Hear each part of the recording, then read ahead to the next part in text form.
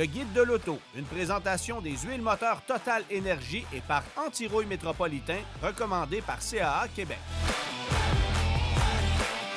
Bonjour tout le monde et bienvenue à l'émission du Guide de l'auto. Antoine, aujourd'hui, on s'attarde à une curiosité. Oui, un Ineos Grenadier. Et là, je peux m'imaginer que la plupart des gens qui regardent l'émission se disent « Mais de que c'est que ça? » Ineos, c'est une nouvelle entreprise, évidemment, qui commercialise des camions depuis 2024 sur le marché canadien et au compte-gouttes, là. Exact. Puis je pense que ça vaut la peine de prendre quelques minutes pour parler de Ineos, la compagnie, pour mettre un petit peu sur la table pourquoi ils arrivent avec un camion. Donc, Ineos, c'est une multinationale de plus de 30 compagnies à travers le monde. Ils sont impliqués aussi beaucoup dans le sport. Donc, c'est un des partenaires principaux de l'écurie de F1 de Mercedes-Benz. Ils sont copropriétaires du Manchester United. Ils sont spécialisés dans le pétrole, dans les produits chimiques également. Ils sont un peu partout, en fait. Exactement. Et si vous voulez faire référence à un petit élément qu'on retrouve sur le volant du camion, parce qu'ils sont aussi en cyclisme. Exactement. Puis il y a un petit caméo sur le volant du camion. On va voir si vous allez le remarquer. Mais j'ai trouvé ça quand même une belle petite touche. D'ailleurs, ce véhicule-là, il est rempli de belles petites touches. Oui, il y en a beaucoup.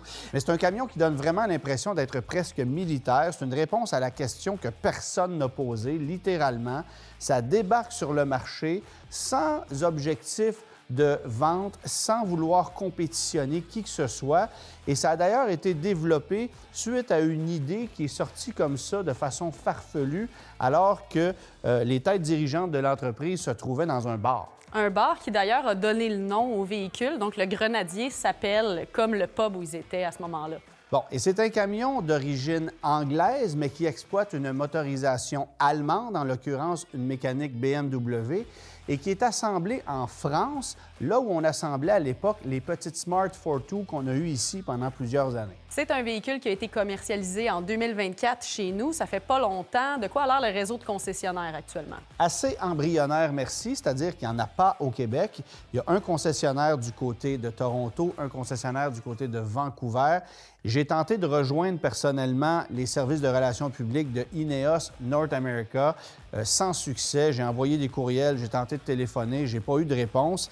Si bien que pour pouvoir mettre le véhicule à l'essai, bien, on a eu recours à un véhicule de particulier, une version Trial Master qui est la plus poussée en matière de conduite hors route. Il y a un équipement assez spécifique sur ce camion-là, un camion assez redoutable et qu'on met à l'essai évidemment dans un contexte hivernal, dans la neige folle, mais c'est un camion qui est capable de passer à peu près partout.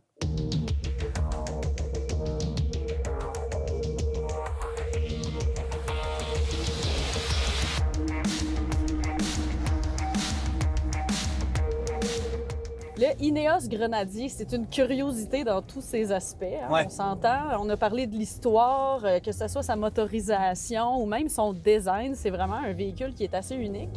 Mais qui est inspiré quand même du Defender d'antan. Et évidemment que la conception, le design de ce véhicule-là, c'est pas ce qu'il y a de plus original. Mais ça l'est dans le contexte où on est en 2025 et on arrive sur le marché avec un camion aussi militaire, aussi angulaire. Moi, personnellement, ça me fait quand même triper, là. Puis tu sais, quand tu regardes ce véhicule-là puis tu le stationnes à côté d'un Defender d'antan, le truc qui clash le plus, c'est le fait qu'ici, on a des voies beaucoup plus larges. Dans un Defender, on est très à l'étroit. Ici, il y a quand même plus d'espace. Ça reste un camion très militaire dans son approche, là, mais sur le plan esthétique, ça ressemble beaucoup à un Defender. Après ça, bien, le truc qui est quand même assez intéressant, c'est que chaque élément a été conçu pour que ce soit fonctionnel. Donc, le pare-choc est dessiné pour pouvoir recevoir un treuil. Tu as des moulures latérales à l'intérieur desquelles on peut agripper des accessoires. Puis là, évidemment, on en vend des tonnes et des tonnes d'accessoires. C'est un véhicule aussi conçu pour le overlanding. La galerie de toit qu'on a sur cette version Trial Master avec ce qu'on appelle, évidemment en bon français, le snorkel, mais qui est la prise d'air surélevée. Bien ça fait partie de la version aussi. Les roues d'acier, c'est drôle de vendre un camion dans les 6 chiffres avec des roues d'acier que tu as l'impression de pouvoir acheter chez Canadian Tire. C'est vrai. Mais c'est ce qui fait un peu le charme de ce camion-là, c'est qu'il n'y a rien qui a été fait pour que ce soit charmant sur le plan cosmétique. Sauf qu'au final, c'est tellement fonctionnel, c'est tellement cool que c'est ce qui le rend attrayant. C'est un véhicule qui est axé sur le côté utilitaire, mais il y a quand même beaucoup de choix pour la personnalisation. On a 3 couleurs de sous-châssis. Celui-ci est peint en rouge. Ouais. On va avoir des choix dans les couleurs extérieures. Le toit, par exemple. On peut même mettre des glaces safari qui appellent, qui est comme 2 vitres qu'on met dans le toit. Donc, un toit ouvrant scindé en 2 parce qu'on a une console dans le milieu. On ne peut pas n'avait le choix. l'ignorer, elle est présente. Effectivement. Puis bon, choix de roues aussi en 17, en 18 pouces, mais on peut aussi choisir les types de pneumatiques. Et ce qu'on a sur notre camion, ce sont des BF Goodrich K02, homologués pour l'hiver, pas les meilleurs pneus d'hiver, mais tellement robustes comme pneumatiques qu'on est quand même capable de se battre dans la neige avec. Mais c'est un camion qui est vraiment conçu pour sa robustesse, là. Tu le vois quand tu le conduis. Puis évidemment, c'est pas un camion qui se la joue bourgeoise, là. On est dans du pur camion utilitaire avec une conception ultra traditionnelle, châssis indépendant, évidemment 2 essieux rigides avant et arrière, différentiel verrouillable avant et arrière, une direction à vis égalée, ce qui veut dire un steering box en bon français, ce qu'on retrouvait sur les voitures dans les années 60-70, une suspension qui est très ferme aussi. Alors ceux qui achètent ce camion-là uniquement pour le look, en pensant que c'est un véhicule qui va offrir un comportement se rapprochant d'un Defender moderne, bien, vous vous mettez un doigt dans l'œil jusqu'au coude parce que c'est vraiment un camion avec lequel il faut apprendre à faire des compromis sérieux en matière de confort. Ça brasse, c'est aucunement insonorisé. Et d'ailleurs, c'est intéressant de constater, tu me le disais un peu plus tôt, que lorsqu'on pousse la machine un peu, bien, on reconnaît le son mécanique, là. Bien, c'est le son typique d'un 6 en ligne de chez BMW que tout le monde va reconnaître. Puis c'est drôle de retrouver ça dans un véhicule de ce type-là. Mais je pense que c'est un bon choix de mécanique qui est éprouvé à travers le temps. Effectivement, pour moi, c'est un super choix de moteur parce qu'on sait que c'est une mécanique à toute épreuve et qui est vraiment bien adaptée à ce camion-là. C'est 282 chevaux, donc c'est pas une puissance excessive, mais on n'en manque jamais. Et de toute façon, c'est pas le genre de machine que tu veux pousser à l'extrême.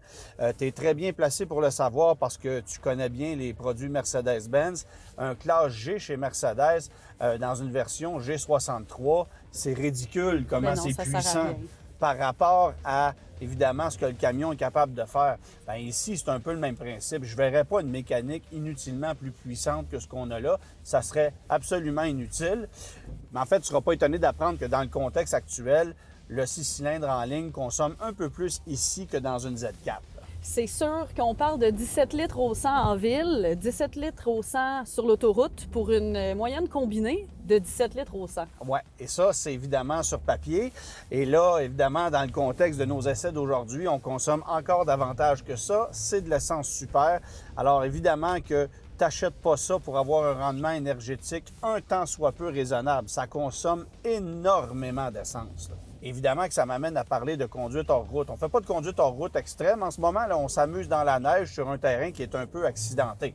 Mais on a des angles d'attaque et de sortie sur ce véhicule-là qui sont incroyables. Tu as 10,6 pouces de garde au sol.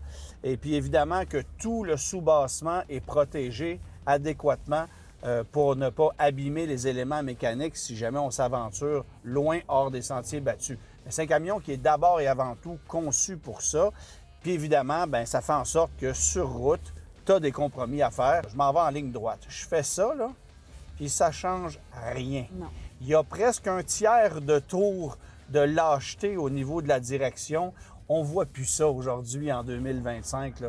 Autre truc qui est assez ingénieux sur ce véhicule-ci, c'est qu'on a déplacé vers la gauche les 2 différentiels du véhicule, ce qui permet justement d'avoir un meilleur débattement en contexte de conduite hors route. Si on est sur un terrain extrêmement accidenté, on va avoir davantage d'espace pour travailler. Puis évidemment, bien, ça permet d'aller encore plus loin ou de se caler encore plus loin si jamais on est dans une situation super extrême. Et c'est là que le treuil à 5 000 $ est vraiment important. Oui, 5 500 livres que le treuil peut tirer. Alors, c'est vraiment très robuste. Mais là, évidemment, tu l'auras remarqué, on n'est pas dans un véhicule de luxe. C'est ceux qui veulent avoir les commodités mondaines, tout le confort qu'on va retrouver dans les VUS modernes, c'est pas ça, là. Ça se passe pas ici, là. On a tout ce qui est de plus rudimentaire. On a un frein à main manuel qui peut plaire à certaines personnes, une clé physique qu'on doit tourner. Oui, pour le déverrouiller à l'extérieur comme pour le démarrer. Exact. Puis même, on a un seul écran dans le tableau de bord. D'ailleurs, l'odomètre est dans cet écran-là. Puis ça, c'est peut-être un petit peu une adaptation à avoir. Ouais, moi, j'aurais pris un cadran circulaire physique ou deux. Ça aurait été intéressant parce que tout ce qu'on a devant nous, c'est un petit écran avec une multitude de témoins pour avoir l'arbre de Noël traditionnel. Oui. Là. Mais sinon, pas de cadran physique. Il faut se référer à l'écran central. Il y a la boussole qui est le fun. Oui. Autre truc, c'est les sièges qui sont à réglage manuel. manuel au complet. Il n'y a pas de volant En chauffant, je sais. Tu sais, je m'excuse, là, mais à 105 110 000 quand tu as ça dans une Kia Forte, tu fais, ouais, OK, on est vraiment dans un camion conçu pour l'aventure et non pas pour le confort de ses passagers. Non.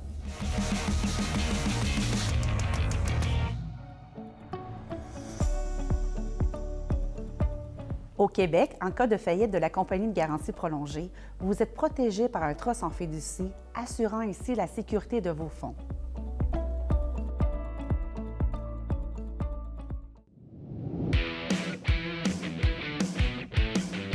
Les huiles moteurs ont différentes viscosités, comme la 5W30 et la 10W40, qui indiquent leur fluidité selon la température.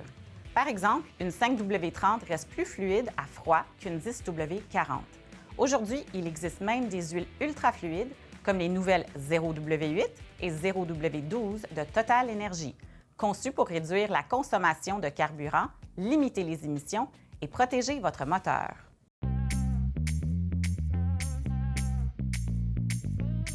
Moi, Mathieu, j'aime ça, pas toujours te rendre la tâche facile. Et je me suis dit, quoi de mieux qu'un Ineos Grenadier pour te faire parler de techno? On est dans quoi? Les gars, activer les fusées 1 à 4. Oui, Fusée monsieur. activée. Non, mais c'est incroyable comme véhicule. Ça on est... vient d'arriver sur le marché, là. Ah ouais, écoute, on est vraiment dans un véhicule destiné et vraiment orienté pour le hors-route. Oui, En merci fait, de me le dire. il n'y a pas énormément de techno dans ce véhicule-là, il faut le dire. Et la techno qui est intégrée, c'est vraiment pour optimiser le hors-route. Oh oui, mais il y a quand même un écran et j'apporte à ton attention le fait qu'ici, sur le circuit de Mécaglisse, il n'y a pas de limite de vitesse. Ah oui, c'est... On a un signe qui indique qu'il n'y a pas de limite de vitesse, Ouais. comme si on était du côté de l'Europe. On ne le verra pas souvent, mais moi, ça, je trouve ça cool de voir ça. Bon, évidemment, côté techno traditionnel, t'oublies le projet, là. Il y a Apple CarPlay sans fil. Alors, quand même, ce qui n'est pas rien, mais c'est intéressant parce qu'on a beau faire des blagues, ce qu'on a là-dedans, notamment, c'est toutes les options de navigation. Ouais. Donc, c'est pas des assistants à la conduite, mais vous allez avoir une tonne de paramètres qui vont être littéralement orientés vers le hors-route. Tout Les ce qui est- angles d'attaque, de carrossage, les angles de sortie.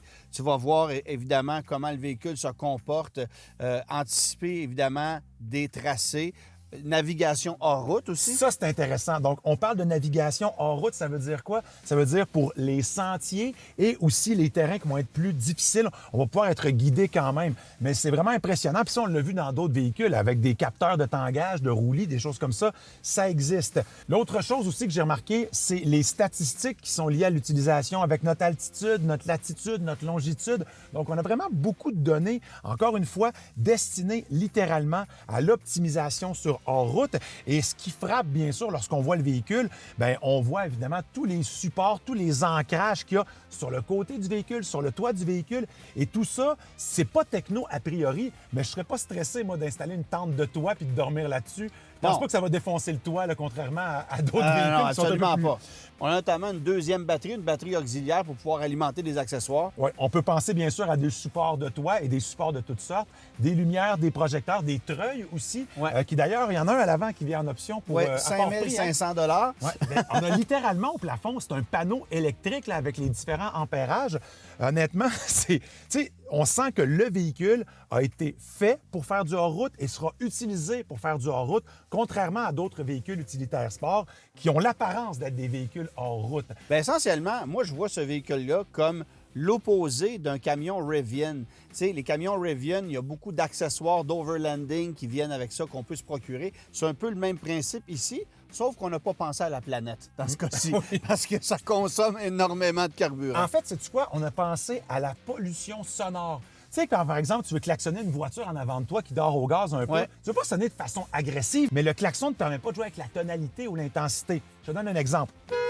C'est pas très délicat, ça, pour avertir quelqu'un. Mais Regarde ça, il y a un deuxième petit klaxon sur le volant. Là, le monsieur, il est content. Mais non, mais on voulait tous ce klaxon délicat depuis des années. Mettez-moi ça de série sur tous les véhicules. Un petit klaxon rouge que ça dit tout. Ouais, regarde.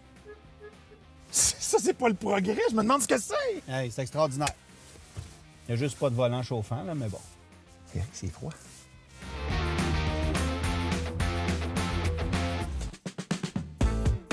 Bien comparer des soumissions d'assurance auto. Vérifiez les protections et avenants inclus. Une prime est plus basse, on vous offre peut-être moins de protection. Assurez-vous que les montants pour la responsabilité civile sont les mêmes. Même chose pour les franchises. Comparez les prix par année et avant les taxes.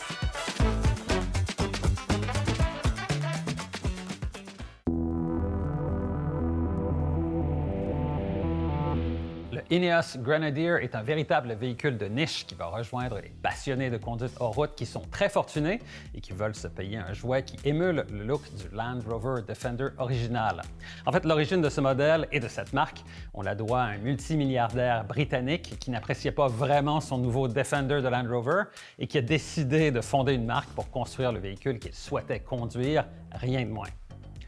Pour réaliser ce projet, la nouvelle entreprise achète l'usine de Mercedes-Benz en France qui produisait la Smart 4.2 et choisit BMW comme fournisseur du moteur 6 cylindres en ligne turbocompressé de 3 litres qui sert également à la série 3 au X5 et même à la Toyota Supra. Le reste des composants du Grenadier proviennent de marques connues, ZF pour la transmission automatique, Tremec pour la boîte de transfert et Brembo pour les freins, entre autres. Il est clair que le Grenadier possède des aptitudes exceptionnelles pour la conduite hors route, mais c'est aussi un véhicule qui a un très grand rayon de braquage, dont la consommation de carburant est très élevée et qui demande une certaine adaptation pour la conduite. Aussi, son prix est très élevé et comme il n'y a qu'un seul concessionnaire dans l'Est du Canada, dans la région de Toronto, ça n'aide pas sa cause, quoique vous pourrez toujours aller faire l'entretien du groupe propulseur chez BMW. Bref, il faut vraiment vouloir se démarquer à tout prix pour choisir ce véhicule de niche qui est le Ineos Grenadier.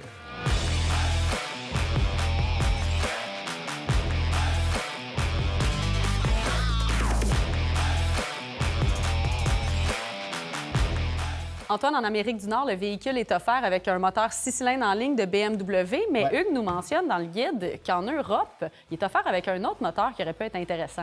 Le B57 turbo diesel de BMW qui aurait été fantastique dans le contexte d'un véhicule comme celui-là, parce qu'on sait que les moteurs diesel ont énormément de couple à bas régime et que la réponse à l'accélérateur est plus instantanée qu'avec un moteur à essence turbo compressé. Alors, c'est certain que c'est une mécanique qui doit être géniale là-dedans. Bien évidemment, oubliez ça, ça ne viendra jamais chez nous parce que commercialiser un moteur diesel en Amérique du Nord, c'est rendu cauchemardesque. Si on parle maintenant de prix, on peut se procurer un Grenadier entre 94 et 108 000 plus une variété innombrable d'options qu'on peut ajouter. Il y en a beaucoup. Écoute, le Grenadier qu'on a mis à l'essai, c'est à peu près 115 000 Évidemment, il faut ajouter près de 3 000 de taxes de luxe. Et après ça, bien, tu peux ajouter des accessoires. Alors, ça peut monter très haut, très facilement. Mais c'est intéressant de constater que ce véhicule-là commence au niveau du prix, là où le Land Cruiser termine, et tu peux ajouter toutes les options que tu voudras sur un Grenadier. Tu ne te rendras pas au prix d'entrée d'un Mercedes de classe G, même avec le moteur à 6 cylindres, donc le G550 2025. Alors, il n'y a pas de compétition en matière de prix, mais il faut quand même savoir que c'est un véhicule dont les offres vont se multiplier. Il y a une version Quartermaster qui va arriver sur le marché très prochainement, version camionnette. Il y aura aussi un petit utilitaire, donc un format qui se compare davantage à un VUS compact, mais encore une fois très aventurier, qu'on appelle le Fusilier. Mais je pense pas que c'est une marque qui est un feu de paille. Je pense qu'on va multiplier les offres et qu'on va continuer de se ficher éperdument de la compétition qui n'existe pas dans la tête de cette entreprise-là. On fait des camions pour les tripeux, pour ceux qui veulent avoir ce genre de machine-là. Et on ne regarde pas ce qui se fait ailleurs, là, littéralement. D'ailleurs, on a développé un camion en se fichant des conventions. Il y a plein de défauts sur un véhicule comme celui-là si tu l'analyses de façon rationnelle, mais il n'y a rien de rationnel dans l'idée d'acheter une bébite comme ça, là. Il n'y a effectivement rien de logique dans l'achat de ce véhicule-là, mais on offre quand même une des plus longues garanties sur le marché, puis ça, c'est quand même gage de confiance au produit. Oui, effectivement. Bien, on l'a vu, là, c'est un camion super solide avec une mécanique qui est réputée aussi. Alors, je ne suis pas inquiet pour la fiabilité, la durabilité d'un véhicule comme celui-là. Par contre, je t'avoue que d'aller faire mes entretiens à Toronto, ça m'enchante un peu moins, en espérant donc qu'on ouvre un point de service, un concessionnaire dans la grande région de Montréal.